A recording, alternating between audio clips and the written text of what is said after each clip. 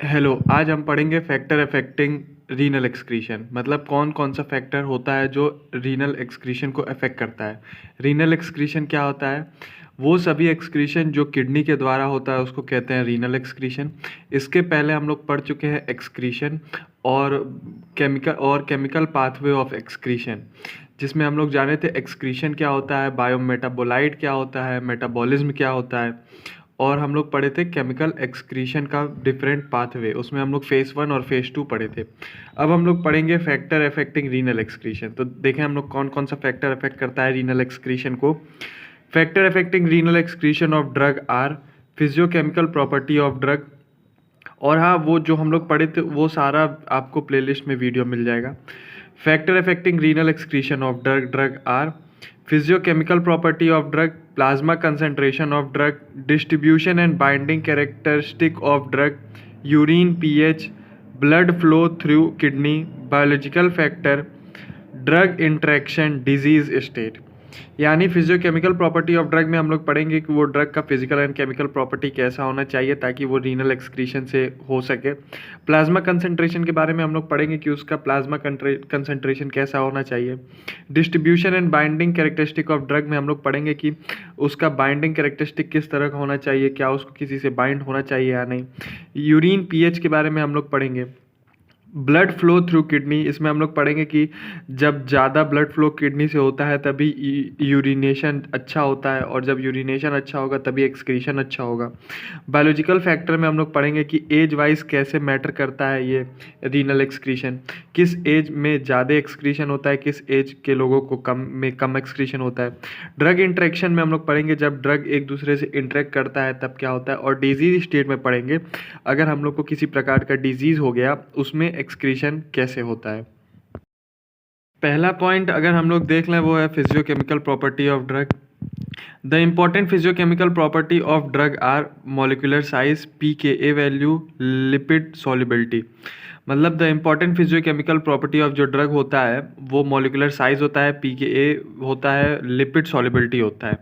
तो molecular size के बारे में अगर हम लोग पढ़ें, drug with molecular weight more than 300 Dalton if water soluble. यानी अगर किसी ड्रग का मॉलिक्यूलर वेट जो है वो 300 डाल्टन से अधिक है और वो वाटर सॉल्युबल है, गेट एक्सक्रीटेड बाय किडनी, मतलब वही ड्रग एक्सक्रीट होगा किडनी से।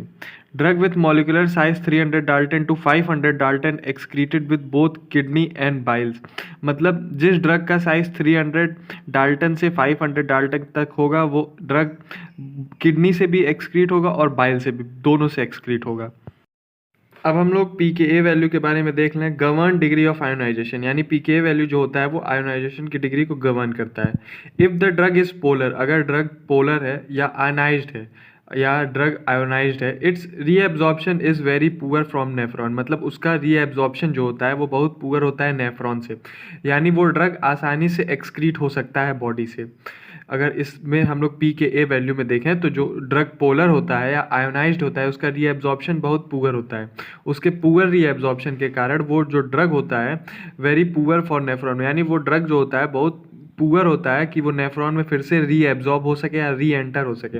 जब वो नेफ्रॉन में री एंटर नहीं हो पाता है तो वो डायरेक्ट एक्सक्रीट हो जाता है, यानी डायरेक्ट शरीर से बाहर हो जाता है। तो जो ड्रग पोलर होता है या आयनाइज्ड होता है वो आसानी से बाहर निकल जाता है by process of excretion.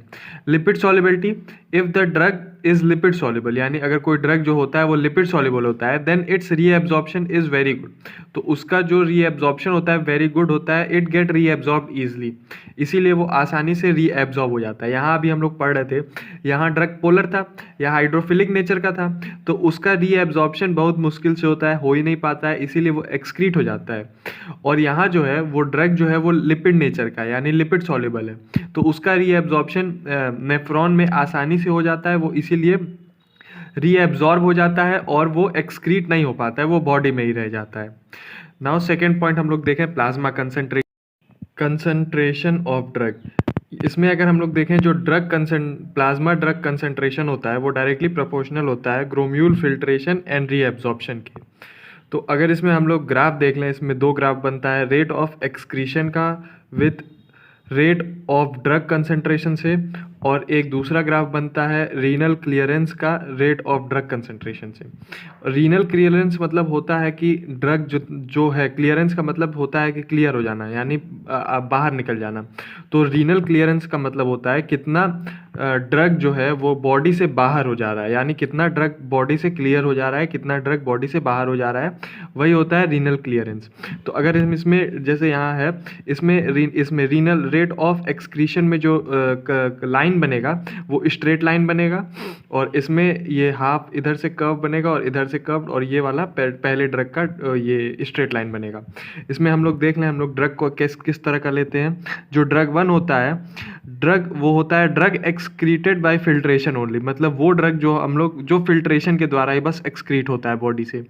Second drug जो होता है drug filtered and actively reabsorb, मतलब वो ड्रग होता है जो फिल्टर होता है और एक्टिवली रीएब्जॉर्ब हो जाता है बॉडी में, यानी बॉडी में फिर आ जाता है। एक बार पहली बार फिल्टर होता है, फिर दूसरी बार वो एक्टिवली रीएब्जॉर्ब हो जा रहा है, यानी इसीलिए यहाँ पे ये जो कर्व है ये टेढ़ा बना है, क्योंकि यहाँ पहले से फिल्टर हो रहा है, फिर फिल्टर होने के बाद वो रीएब्जॉर्ब हो जा रहा है, ब्लड एक्टिवली रीएब्जॉर्ब। जो थर्ड ड्रग होता है, drug is filtered as well as actively secreted, यानी ड्रग पहले फिल्टर हो रहा है, फिर उसी तरह तुरंत वो एक्टिवली सिक्रीट हो जा रहा है फिर बॉडी में। अब तीसरा पॉइंट हम लोग देख लें, drug distribution and binding character.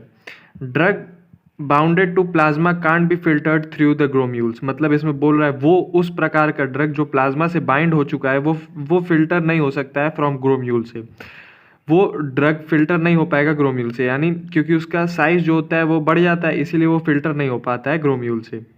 Drug clearance is inversely related to apparent volume of distribution of drug. जो ड्रग क्लियरेंस होता है, यानी कितना ड्रग बाहर निकल रहा है, is inversely related to apparent volume of distribution of drug, वो apparent volume of distribution of drug के इन्वर्सली रहता है। Drug with large volume is poorly secreted in urine, मतलब इसमें वही बता रहा है ड्रग का जिस ड्रग का लार्ज वॉल्यूम होता है या जो ड्रग बाइंड हो जाता है, that is binded is poorly secreted with in urine, वो पुअरली सिक्रीट हो जाता है, वो पुअरली सिक्रीट होता है यूरिन में। यहाँ ये इसको हम लोग 2 बार लिख दिए थे। Drug with large volume is poorly secreted in urine, मतलब वो ड्रग जो जिसका वॉल्यूम लार्ज रहता है वो पुअरली सिक्रीट होता है यूरिन से, यानी वो उसका सिक्रीशन आसानी से नहीं हो पाता है।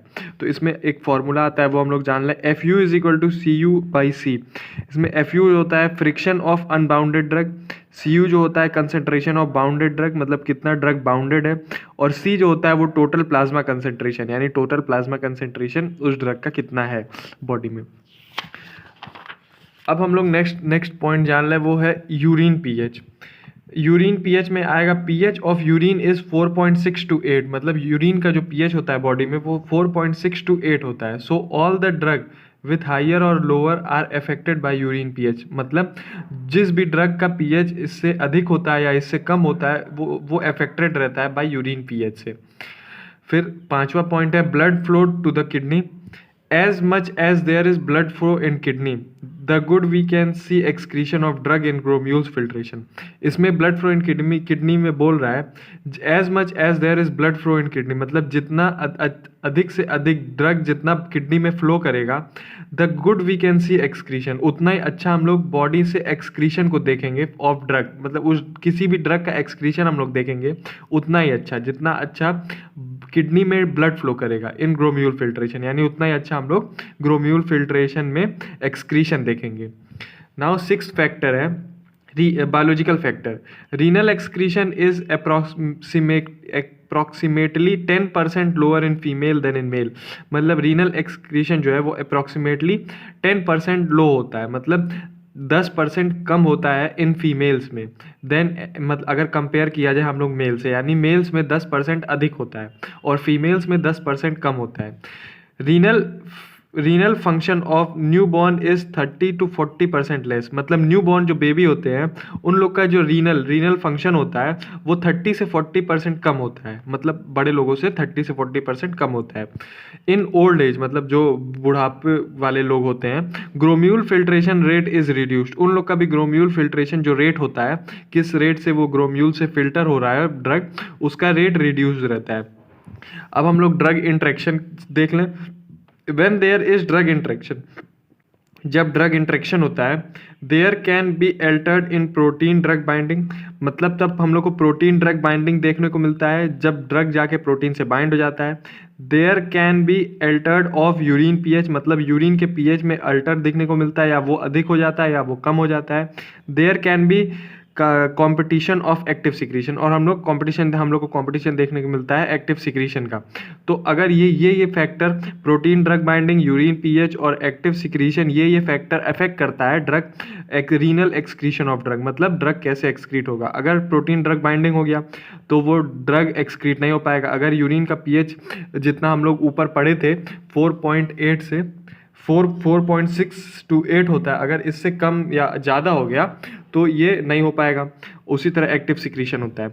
अब हम लोग लास्ट पॉइंट देखें। अगर हम लोग लास्ट पॉइंट डिजीज स्टेट के बारे में देखें तो वो है रीनल डिसइंफेक्शन।